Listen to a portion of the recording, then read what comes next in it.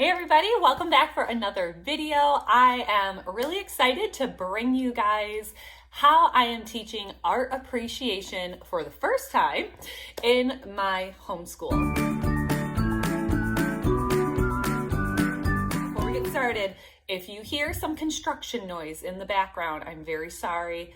We're having some big landscaping going on in our backyard. My husband is a landscaper and he's installing a pond in my backyard. And so you may hear some machinery, so sorry about that. Also, I'm trusting my kids to do their chores without me kind of monitoring them and making sure they stay on track while I'm filming. So if you hear some crazy yelling or shouting or door slamming, I'm really sorry about that. That is just life of having kids, right? Hopefully they are cleaning while I'm filming, so we'll see. All right, you guys, we're talking about art appreciation. I've never taught art appreciation in my home before. It's always in the back of my mind when you have younger kids. You're like, oh, that would be really nice, but why does Susie need to know anything about art when they're like in their toddler years, right? Well, now I feel like I'm starting to hit a stride with my morning time, which I call table time, like morning basket, right? It can be called a million different things. It doesn't even have to happen in the morning. I call it table time. So I call my morning basket table time because we do it at the kitchen table. And so I wanted to teach art appreciation. Part of it is because I love art. I like going to art museums. Do I ever? No, not really. I haven't been to an actual like a really good art museum since I was 21 years old. That's what I did for my 21st birthday. No bar hopping for me.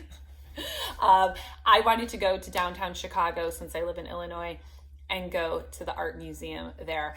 And I just think it's super duper beautiful. And so I was doing some research and I was like, why should we be teaching art appreciation to our kids? And here are some notes I have here on my phone of why we should consider doing art appreciation in your home. And then I'm going to show you how simple and easy and literally 5 minutes of 5, maybe 10 minutes if we have a long conversation about it. It literally takes in my homeschool, and I'll show you the resource that I am currently using. So why should you want to maybe introduce your kids to art appreciation? I wrote down here, it develops observational and critical thinking skills. And yes, I'm just gonna throw up this is the current painting that we are working on right now. I have a picture for each one of my kids. I got 3 of them because you never want your kids to share an image because they fight and they argue, and they can really get like deep into this picture. They can look at it and really, really observe it. And then the questions that you're going to ask about the painting is really going to make them think critically and just deeper into what they're looking at. Also, I've written down here, it helps to create a balance between the useful and the beautiful. And so I want my kids to love beautiful things. Like, they don't have to own beautiful things, but I want them to truly appreciate what is beauty when they see it.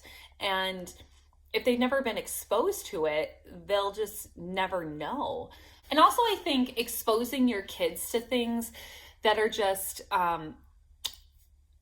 in this day and age, 2023, when this is being filmed, teaching young people, elementary, middle, even high school, about art appreciation, it's really countercultural, in my opinion. And so I feel that's going to really make your student well-rounded, and also pique their interests in many different things. They may develop an affinity for a certain artist and really notice that they paint in a certain way that's so different from a different artist, or maybe it will spark an interest in them actually pursuing some type of art, painting, drawing, whatever. And so it's really going to make, I feel, or I'm hoping it's going to make my kids a lot more well-rounded as well. And then lastly, I've written down, hopefully it's going to make them appreciate the finer things in life, raise the bar a little bit on what is beautiful, what is not beautiful, because, beauty is in the eye of the beholder, and maybe help them make better decisions in the future somehow. I don't know. We'll see.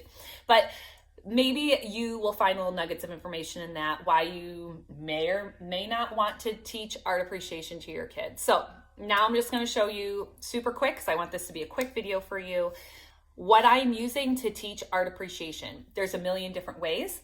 I chose to buy an actual curriculum for this because I really wanted the prints to be high quality. A girlfriend of mine, shout out to Diana if she is watching this video, she gave me such an amazing tip, and I thought I was going to go that direction. Ambleside.com has free pictures that you can download and print from the internet, and she does that and prints them on cardstock, one for each one of her kids. And then she pulls up on Wikipedia like a bio about that painting and the artist, and she just reads it to her kids. And I did that. She sent me a couple of websites, and I printed out a stack on cardstock. Totally wasted a ton of ink. Maybe I should have just done printed out 5 of them, but I'm go big or go home. I'm gonna do this art study, right? So no, I'm gonna print out all 50 of them. So I printed out all 50 of them, and I have an okay printer, and I just printed them all out to the best of my ability. And then I was just oh no, now I have to print out 2 more sets of these. I just don't want to do it. I'm running out of ink. I need to go to the store. I need to buy more cardstock. I was just no, I'm not doing this. So what I ended up doing, I went to, I had a catalog in my morning basket, and I was you know what? They have art in there. And so I went to Catholic Heritage Curricula. There is nothing referenced to the Catholic faith in here. I know lots of subscribers, you guys are not Catholic, and that's okay. This isn't going to talk about the Catholic faith at all. And so you don't have to worry about that if you're concerned. But they have several different collections that you can do. I literally started with the kindergarten, 2nd grade one, because I really like how these come out. So you buy these separate sets like this. And it has all of these paintings. Oh, sorry, it's a little shiny. All these paintings on there. And what I really love about it is you're going to get your painting. It's going to say the name of the painting on the back, the year it was made, who the artist is for the painting, and what type of painting it is. This is realism. And anyway, so we're going to go through all of these really great paintings. And it also has, I'll kind of scoot to the back here, and this particular collection is the childhood collection. So it's going to have lots of pictures of children and things like that. But what I thought was really cool is that then it comes with these little mini masterpieces of all of the, the big ones that were in there, and you can cut them out if you want. And then it also comes with, there's a poem that kind of coordinates with each one. And so you can cut out the poems if you want. You can have your kids memorize them if you want. I don't do that because I want this to be quick and easy and simple, because my kids are 10, 7, and 6, and they actually all really love it. And it comes with the teacher's guide. So I got 1 teacher's guide and then 3 copies of the prints, because I don't want any fighting. And what I really like is, so we are on Sarah Holding a Cat. That's this lovely girl here. And this is Impressionism by Mary Cassatt, and it was painted in 1908. And so you're going to have your little thing here. It's going to tell you, has the picture. Here's the little poem that your kids can memorize if you want. Holy mollies. Bless me. My goodness, that was a big sneeze. Okay, so I just read the poem. That's all I do. I just read the poem. And then because I loop my morning time is what I'm trying differently, is I will then read about the artist, the little thing about the artist, the art story, what the painting is about. And then we're just going to look at the picture for a couple of minutes, maybe a minute. And I just ask the kids, what do they think about it? Sweet. And then in another day or two later in the week, when we get back to it, we're looking at it again. I remind them, these kind of things here. I may read the poem again. And then I'll read the art theory.